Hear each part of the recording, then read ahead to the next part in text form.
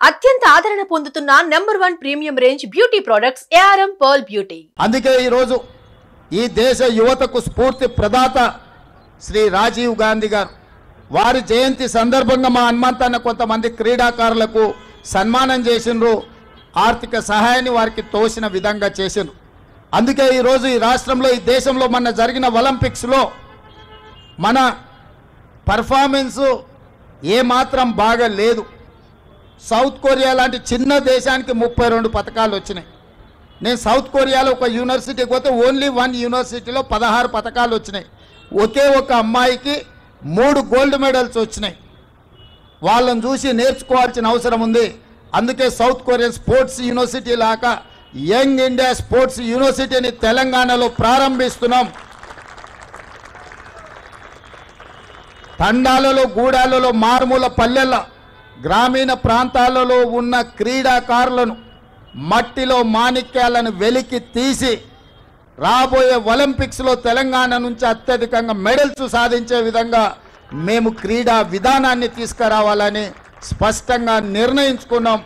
ఆ యూనివర్సిటీ పేరు young India sports university. ఎందుకంటే ఒక నూతన రక్తాన్ని ఈ దేశానికి ఆదర్శంగా నిలబెట్టాలని ఇవాళ మా మంత్రివర్గం నిర్ణయం తీసుకున్నది. ఇదే కాదు, SC, ST, BC minority residential స్కూల్స్కి ఒక ఇంటిగ్రేటెడ్ అకాడమీని నిర్ణయించాలనుకున్నాం. ఆ ఇంటిగ్రేటెడ్ అకాడమీలకు కూడా యంగ్ ఇండియా రెసిడెన్షియల్ అకాడమీ అని చెప్పి మేము పేర్లు పెట్టాలని ఇవాళ మేము నిర్ణయం తీసుకున్నాం. యంగ్ ఇండియా అంటే తెలంగాణకు ఒక యంగ్ ఇండియన్ స్ఫూర్తినిచ్చేది ఇక్కడి నుంచే.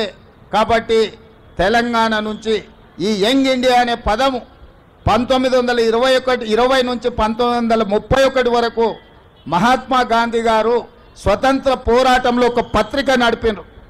ఆ పత్రిక పేరు యంగ్ ఇండియా.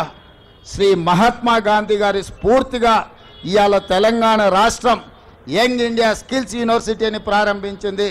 తొందరలోనే యంగ్ ఇండియా స్పోర్ట్స్ యూనివర్సిటీని ప్రారంభించుకోబోతున్నాం. ఆ తర్వాత ఇంటిగ్రేటెడ్ రెసిడెన్షియల్ స్కూల్స్కి కూడా యంగ్ ఇండియా పేరు పెట్టి లక్షలాది మంది తెలంగాణలో SC, ST, BC మైనార్టీ విద్యార్థులకు ఉన్నతమైన చదువులు చెప్పించి వాళ్ళను డాక్టర్లుగా, లాయర్లుగా, ఇంజనీర్లుగా, సైంటిస్టులుగా మా హనుమంతన్న చెప్పినట్టు వాళ్ళని ఎమ్మెల్యేలుగా, ఎంపీలుగా తీర్చిదిద్దే బాధ్యత కాంగ్రెస్ పార్టీ తీసుకుంటుందని చెప్పి నేను ఈ సందర్భంగా తెలియజేయదలుచుకున్నా. మేమందరం మీకు ఉద్యోగాలు ఇవ్వాలనుకుంటే మా హనుమంతన్న కుర్సే ఇవ్వాలంటున్నాడు మిమ్మల్ని ఎమ్మెల్యేలను చేసి. అందుకే ఈరోజు నేను సూటికి ఒక్కటే మాట చెప్పదలుచుకున్న TRS నాయకులకు, అధికారం కోల్పోయి విచక్షణ రహితంగా అసహనంతోని అర్థం పర్థం లేని మాటలు మాట్లాడితే తెలంగాణ సమాజం నుంచి మిమ్మల్ని సామాజిక బహిష్కరణ చేయాల్సి వస్తుంది. శ్రీ రాజీవ్ గాంధీ గారి విగ్రహం యువతకు ఒక స్ఫూర్తి. ఈ యువత ఈరోజు సాంకేతికంగా రాణించిండ్రు. ఈ దేశంలో లక్షలాది కోట్ల రూపాయల ఆదాయం వస్తుందంటే IT రంగాల నుంచి ఈరోజు వస్తుంది. అట్లాంటి స్ఫూర్తినిచ్చిన రాజీవ్ గాంధీ గారి విగ్రహం సచివాలయం ముందు అమరవీరుల స్తూపం పక్కన ఉండడం సముచితం.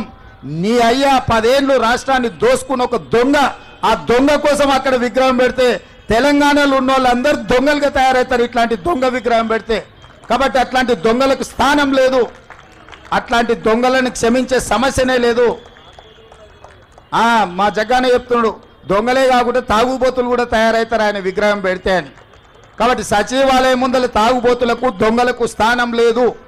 దేశం కోసం ప్రాణాలు అర్పించిన అమరుడైన శ్రీ రాజీవ్ గాంధీ గారి విగ్రహం అక్కడ పెట్టడం సముచితం. వారి విగ్రహం పెడతాం.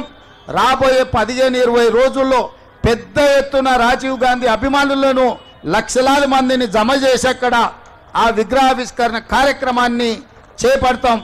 ఇవాళ చేద్దాం అనుకున్నాం కానీ ఇంకా కొన్ని పనులు పూర్తి కాకపోవడం వల్ల విగ్రహావిష్కరణ చేసుకోలేదు. తొందరలోనే పెద్ద ఎత్తున ఒక పండుగ వాతావరణంలో శ్రీ రాజీవ్ గాంధీ గారి విగ్రహాన్ని సచివాలయం ముందు ప్రారంభించుకోబోతున్నాం.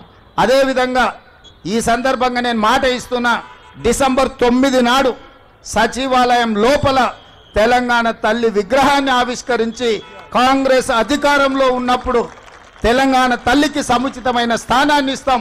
10 సంవత్సరాలు తెలంగాణ తల్లి విగ్రహం పెట్టలేని సన్నాసులు గతంలో పాలకులన్న సంగతి కూడా ప్రజలందరికీ తెలిసే విధంగా కార్యక్రమాన్ని ఏర్పాటు చేస్తామని తెలియజేస్తూ ఇంతసేపు ఓపికగా ఉన్న మా విద్యార్థులకు మరొకసారి అభినందనలు తెలియజేస్తూ మీ దగ్గర సెలవు తీసుకుంటున్న ధన్యవాదాలు మిత్రులారా.